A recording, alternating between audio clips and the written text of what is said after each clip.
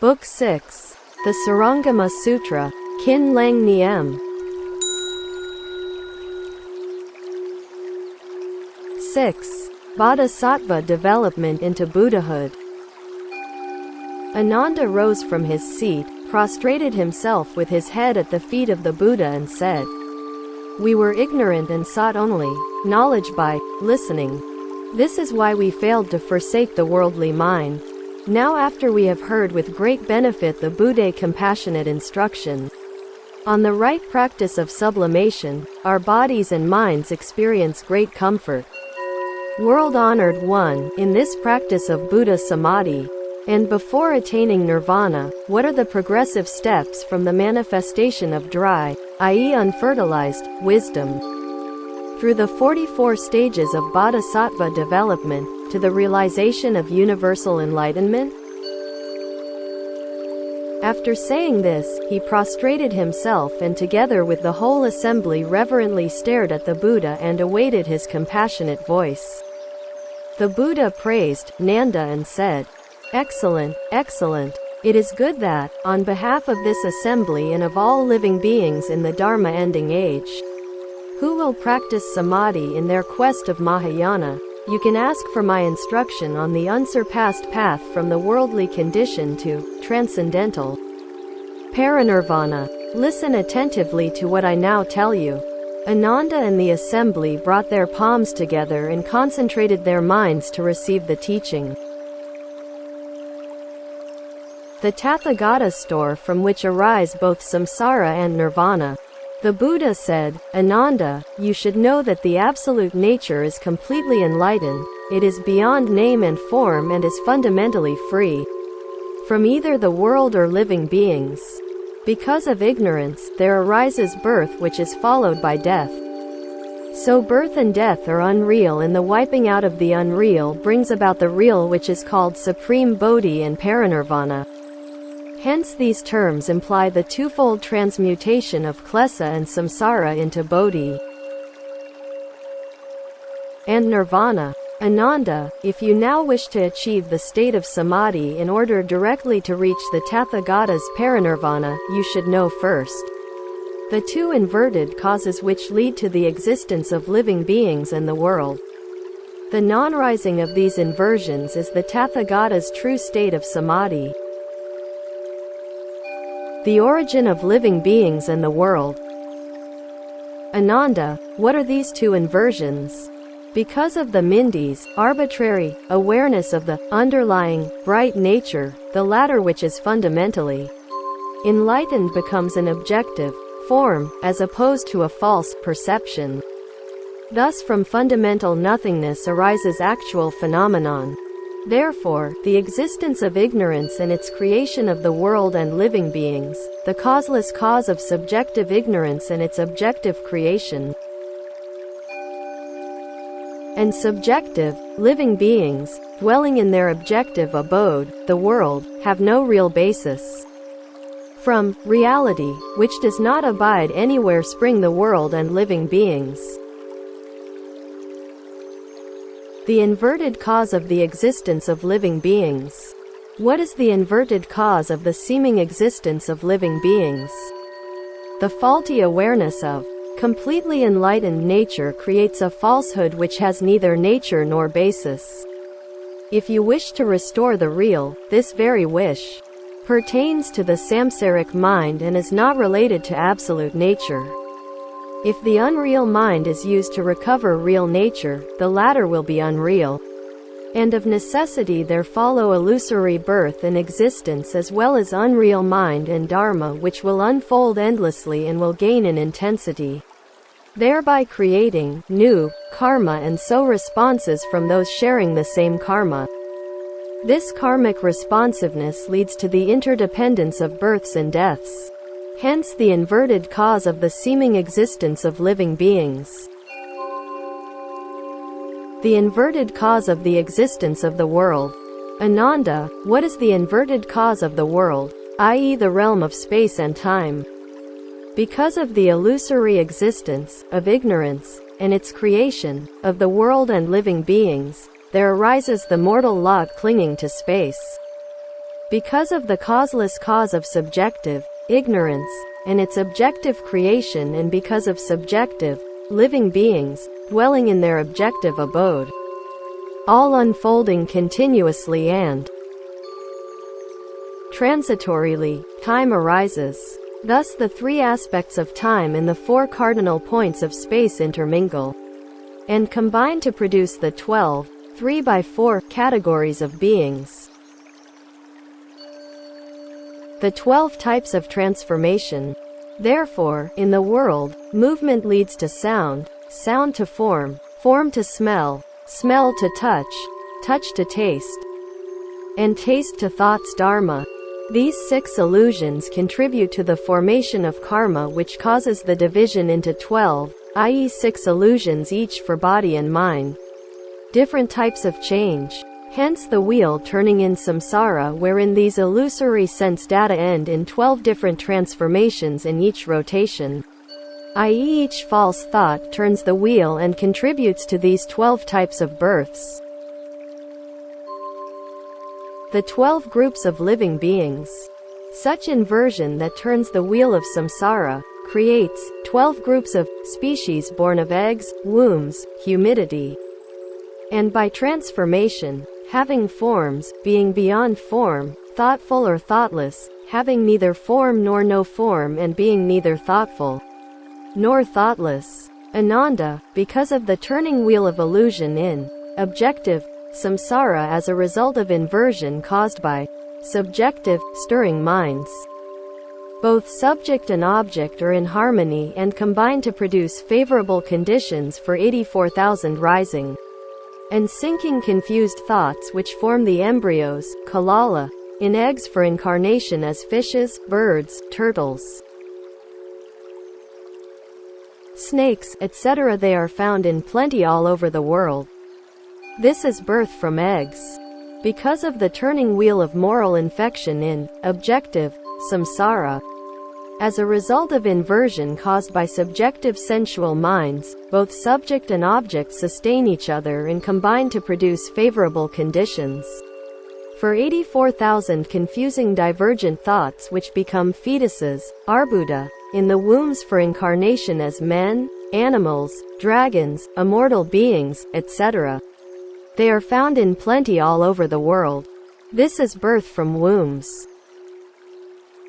Because of the turning wheel of attachment in objective samsara as a result of inversion caused by subjective craving minds, both subject and object inflame each other and combine to produce favorable conditions for 84,000 vacillating confused thoughts, which become damp embryos, pesi, in humidity for incarnation as crawling insects and wriggling worms. They are found in plenty all over the world. This is birth from humidity. Because of the turning wheel of change in objective samsara as a result of inversion caused by subjective, deceitful minds, both subject and object stimulate each other and combine to produce favorable conditions for 84,000 changing confused thoughts taking the shape of solid lumps, ghana, for incarnation as beings which shed their skins, change their forms and fly. They are found in plenty all over the world. This is birth by transformation. Because of the turning wheel of stiff dispositions in objective samsara as a result of inversion caused by subjective hindering minds, both subject and object adhere and combine to produce favorable conditions for 84,000 mystical, translucent and confused thoughts, which take solid form to incarnate as people whose luminous quality forebodes good and evil. They are found in plenty all over the world. These are heretics and mystics having forms. Because of the turning wheel of dissipating dispositions in objective samsara as a result of inversion caused by subjective, deluded minds, both subject and object unite with dullness and combine to produce favorable conditions for 84,000 confusing mysterious thoughts for formless rebirth as beings, whose bodies and minds are dissolved in the great emptiness. They are found in plenty all over the world. These are formless beings. Because of the turning wheel of fanciful dispositions in objective samsara, as a result of inversion caused by subjective, imaginative minds, both subject and object unite with recollection and combine to produce favorable conditions for 84,000 latent and firmly confused thoughts to be reborn as ghosts or spirits of thoughtful beings. They are found in plenty all over the world. These are thoughtful beings.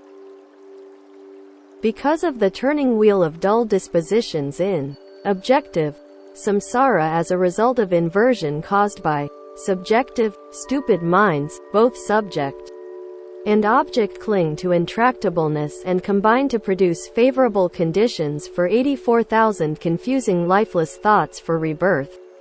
As spirits dwelling in earth, trees, metals and stones, they are thoughtless beings that are found in plenty all over the world. These are thoughtless beings. Because of the turning wheel of parasitic dispositions in objective samsara as a result of inversion caused by subjective, guileful minds, subject and object infect each other and combine to produce favorable conditions for 84,000 confusing commensal thoughts for rebirth as beings who are formless, yet have form, such as jellyfish which use shrimps as their eyes. They are found in plenty all over the world. These are beings which are beyond, yet have form. Because of the turning wheel of seductive dispositions in objective samsara as a result of inversion caused by subjective, artful minds, both subject and object rely on magic and spells and combine to produce favorable conditions for 84,000 entreating confused thoughts for rebirth as beings with form, yet formless, who grow weary of witchcraft. They are found in plenty all over the world. These are beings with form, yet beyond form. Because of the turning wheel of deceitful dispositions in objective samsara as a result of inversion caused by subjective, tricky minds, both subject and object combine to produce favorable conditions for 84,000 interchanging confused thoughts to be reborn as thoughtful yet thoughtless beings, such as wasps which mistake larvae of other insects for their own. They are found in plenty all over the world. These are thoughtful, yet thoughtless beings. Because of the turning wheel of revengeful dispositions in objective samsara as a result of inversion caused by subjective murderous minds, both subject and object unite in whimsy and combine to produce favorable conditions for 84,000 fantastic thoughts of parricide and matricide to be reborn as beings who are thoughtless, yet thoughtful, such as certain owls and tigers which respectively devour their mothers and fathers. They are found in plenty all over the world. These are thoughtless, yet thoughtful, beings. Transmutation of samsara into nirvana. Thus, Ananda, each of these species has its 12 kinds of inversion which, like dancing flowers seen when one rubs one's eyes, overturn the perfect and pure enlightened mind and cause wrong thinking. As you now practice the Buddha Samadhi, you should take 3 gradual steps to deal with the basic causes of stirring thoughts in order to wipe them out. This is like removing poisonous honey from a pot. By using hot water mixed with ashes to cleanse the container, only when the latter is completely clean can it be used to hold ambrosia. The 3 gradual steps to wipe out samsara. What are these 3 gradual steps? They are the contributory practice to remove all accessory causes, the main practice to obliterate the basic causes, and the progressive practice to stop the growth of karma. What are the accessory causes? Ananda, these 12 species in the world owe their existence to 4 ways of feeding. By eating, touching, thinking about and being conscious of food. Therefore, the Buddha says that all living beings depend on feeding for their stay in samsara. Ananda, all beings live if they eat wholesome food and die if they take poison. In their search for samadhi, they should abstain from eating 5 kinds of pungent roots, i.e. garlic, the 3 kinds of onions and leeks. If eaten cooked, they are aphrodisiac, and if raw, they cause irritability. Although those who eat them may read the 12 divisions of the Mahayana canon, they drive away seers, RSI, in the 10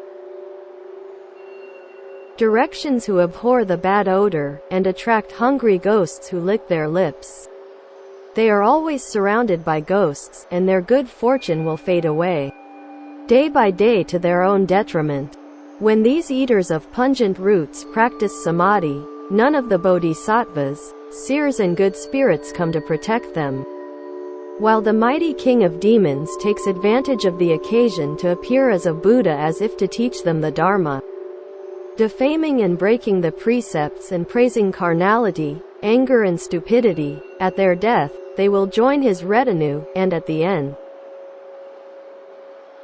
of their time in his realm, they will fall into the unintermittent hell. Ananda, practicers of samadhi should never eat these 5 pungent roots. This is the first step of gradual practice. What are the basic causes? Ananda, those practicers who wish to enter the state of samadhi should first observe strictly the rules of pure living, to cut lust from the mind by abstaining from meat and wine and by taking cooked, instead of raw food.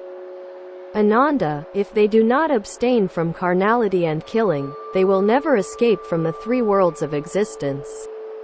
They should consider lust as dangerous as a poisonous snake and a deadly foe.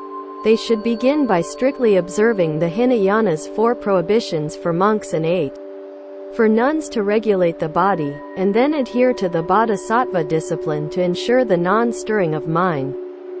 If they observe these precepts, they will wipe out forever the karma that leads to birth and killing. If in addition they cease to steal, they will owe nothing to others and will not have debts to repay. Those who keep the rules of pure living in their practice of samadhi will be able to see with their own eyes, without the aid of diva sight, all the worlds in the 10 directions. They will behold the Buddha preaching the Dharma, will personally receive the holy teaching, will win the transcendental power which enables them to roam freely in all worlds, and will acquire the Buddha knowledge of all forms of their own and others' previous existences, and so will be immune from all calamities. This is the second step of gradual practice. What happens when karma no longer grows? The minds of these practicers who observe the prohibitions, now free from sensual desire, will not wander outside in search of sense data, but return to the inner mind. For lack of causal sense data, their organs, thus disengaged from externals, turn back to the undivided one, to which, since the 6 functions have ceased to discriminate, all countries will appear pure and clean. This is like a crystal ball with a bright moon inside it. Their bodies and minds will experience joy and great comfort in the state of absolute and perfect impartiality, in which the esoteric perfection and pure absoluteness of all Tathagatas appear. They will then achieve the great patience of the uncreate and will continue their progress towards sainthood. This is the 3rd step of gradual practice. Progressive advance in bodhisattva development.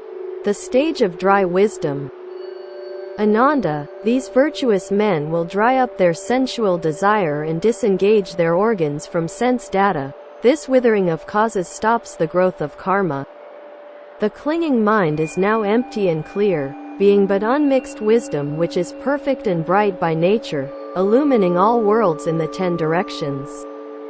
This realization of wisdom is called the stage of dry wisdom, because they have cut off their sensual habits but have not yet entered the Tathagata's Dharma stream. The 10 stages of Bodhisattva faith. 1.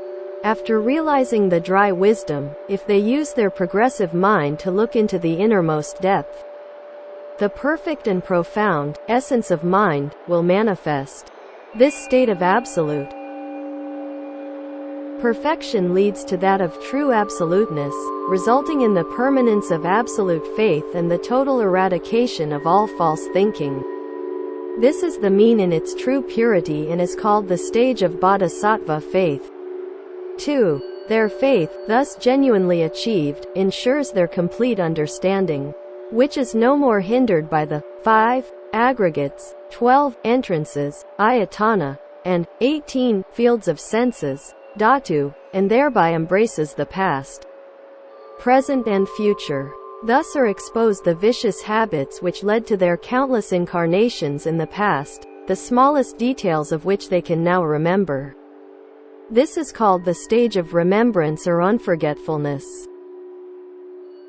3. This absolute perfection in its purity causes the essential wisdom to turn all vicious habits contracted since the time without beginning into one bright essence which continues to advance towards the real and the pure.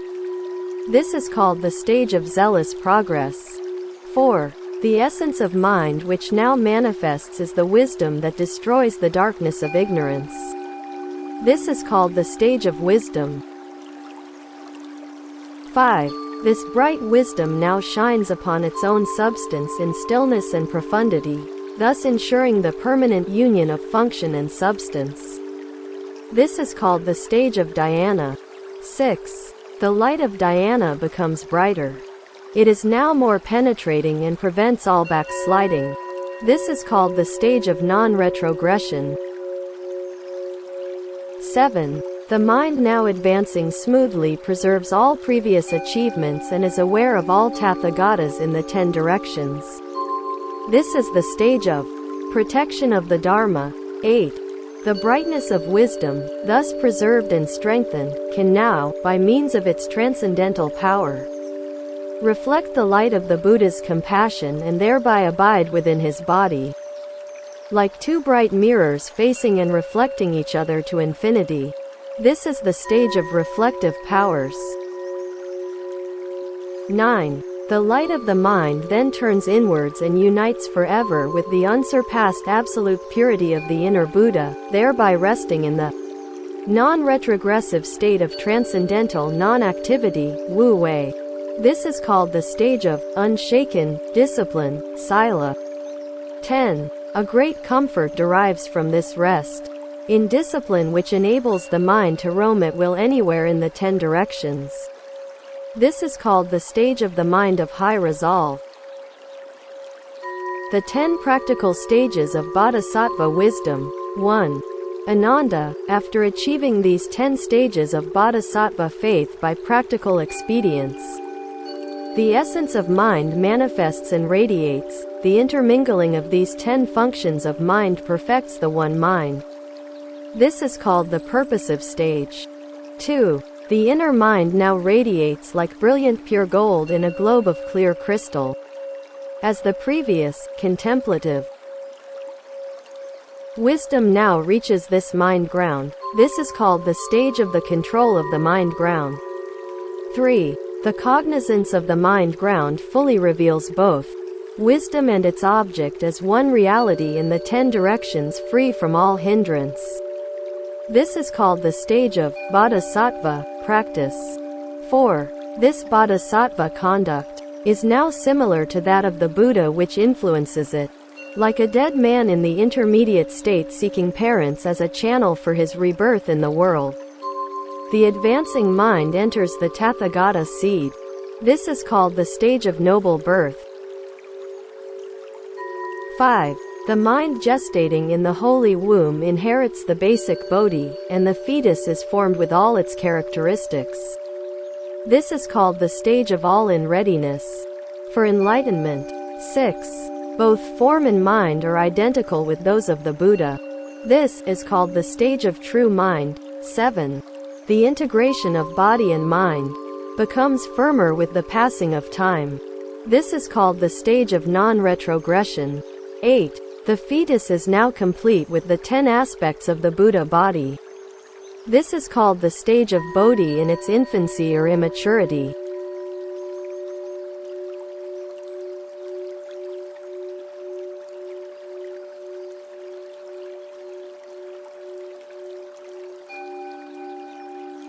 9. The fetus, now completely formed, is born and becomes a son of Buddha.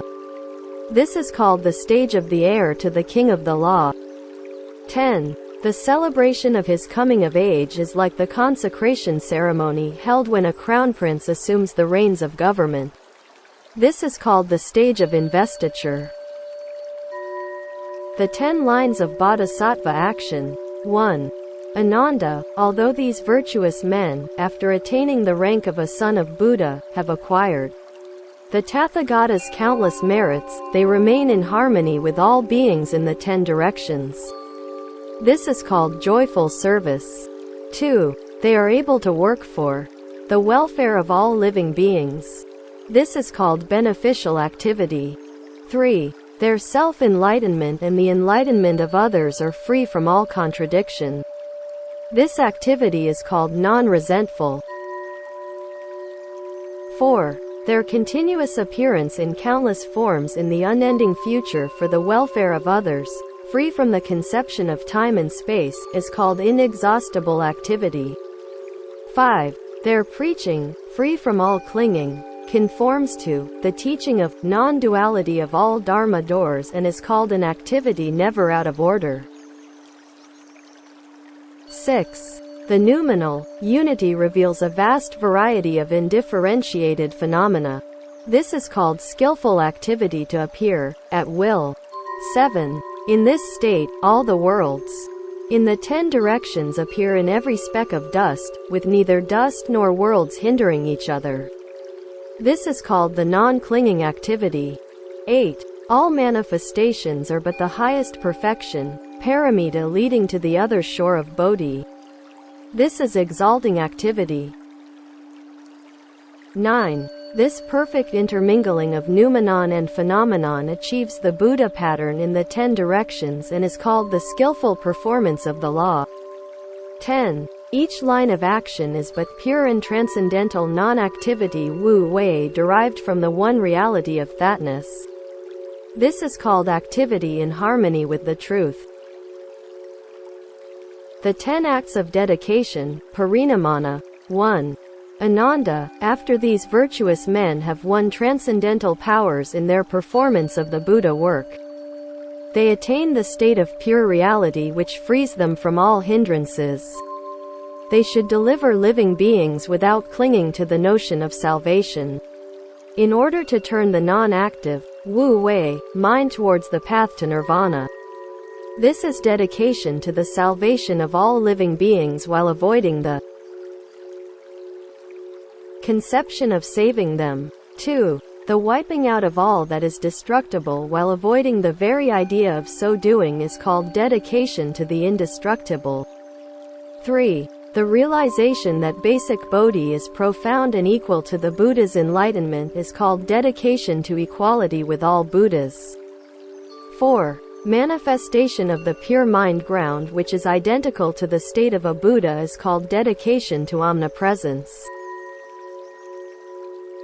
5. The free intermingling of the worldly and the absolute state of the Tathagata is called dedication to the inexhaustible store of merits. 6. The rising of only pure causes from the same state of Buddhahood in search of nirvana is called dedication to the excellent roots of impartiality. 7. The realization of impartiality in this way which reveals the identity of all living beings in the 10 directions with one's fundamental nature, the perfecting of which does not exclude any one of them, is called dedication to the sameness of all beings.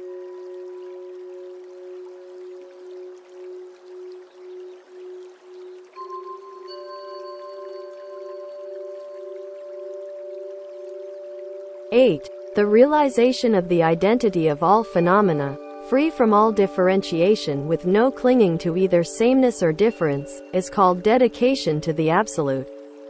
9. The achievement of this Absolute state, free from all hindrance in the 10 directions, is called dedication to unimpeded liberation. 10. Perfect realization of self-nature which wipes out all consideration about the realm of Dharma, is called dedication to the boundless Dharmadhatu. The 4 additional harnessing stages, prayoga, Ananda, these virtuous men, after achieving these 41 stages of bodhisattva development, should train in 4 additional harnessing stages. 1. The Buddha Bodhi, employed as self-mind, now seems to manifest but actually does not yet do so. This is like kindling a fire by rubbing 2 sticks together in order to burn them. It is called the warming stage. 2. Further, the self-mind now used as the ground for Buddha enlightenment, seems to rely on wisdom but actually does not, like a climber reaching the top of a mountain with his body in the air, while his feet still touch the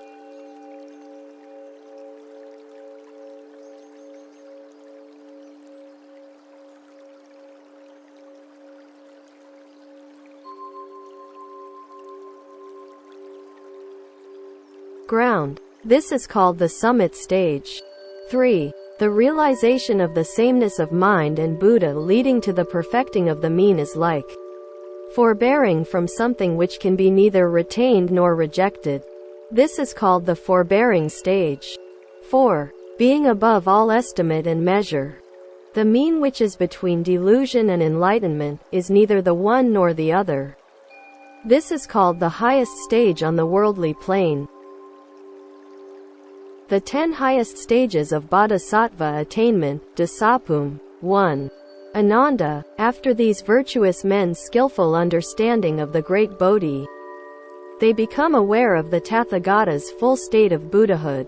This is called the stage of joy, Pramudita, at having overcome all hindrances, and so entering upon the path to Buddhahood. 2. They now realize that all differentiation merges into a single unity which also vanishes. This is called the stage of freedom from all defilements, Vimala. 3. Utter purity now begets further enlightenment. This is called the stage of illumination, Prabhakara. 4. Perfect understanding leads to Bodhi in its fullness. This is called the stage of mastery of glowing wisdom, Arsismati. 5. Realization of the condition beyond unity and differentiation is called the stage of mastery of utmost difficulties, Sudarjaya. 6. The manifestation of non-active Bhuttadathata is called the stage of the appearance of the Absolute, Abhimukhi. 7. Thorough penetration of the whole region of the Absolute is called the all-embracing stage, Durangama. 8. Full manifestation of the Absolute One Mind is called the stage of imperturbability, Akala. 9. Full manifestation of its absolute function is called the stage of forest wisdom, Sadhamati. Ananda, as these bodhisattvas complete their practice and training with great success, this is also called the stage of successful practice. 10. They now realize the state in which sheltering clouds of compassion cover the ocean of nirvana. This is called the stage of Dharma clouds, Dharmamega. The universal enlightenment. While the Tathagata goes against the holy current to appear in the world for his work of salvation, these bodhisattvas follow that current to reach their goals. The point where the former, the fruit ground, meets the latter, the cause ground, is called the stage of universal enlightenment, Samyak Sambodhi. The absolute or wonderful enlightenment. Ananda, the dry wisdom in the diamond mind can be fully realized only after passing through the whole process of bodhisattva development, that is from the first stage of dry wisdom up to that of universal enlightenment. Thus, by passing through 12 stages, either singly or in groups of 10 states each, absolute enlightenment can be completely realized for the attainment of supreme Bodhi throughout these different stages achieved by means of diamond insight into the 10 profound illusions. The Tathagata's clear perception, Vipassana, is effectively used during the stilling of mind, Samatha, in gradual practice and training. Thus, Ananda, the 3 gradual steps to wipe out samsara, complete the 55 stages of bodhisattva development on the Bodhi path. Such meditation is right, whereas any other is heretical. The titles of this sutra. Thereupon Bodhisattva Manjusri rose from his seat, prostrated himself with his head at the feet of the Buddha and asked, "What name should be given to this sutra, and how should we and living beings receive and practice it?" The Buddha replied, "This sutra is called the unsurpassed seal of the Supreme Dharma's Satatapatra, the pure and clean ocean eye of all Tathagatas in the 10 directions. It is also called the Sutra on the protection and deliverance of Ananda and Bhissuni, self-nature of this assembly, so that they realize the Bodhi mind, to enter the ocean of all wisdom. It is also called the practice and realization of the whole truth by means of the Tathagata's esoteric cause. It is also called the Universal Lotus King, the Dharani of all Buddha mothers in the 10 directions. It is also called the Bodhisattva's foremost practice of the Shurangama of the Abhisika consecration division. Under these 5 names you should receive and practice this sutra.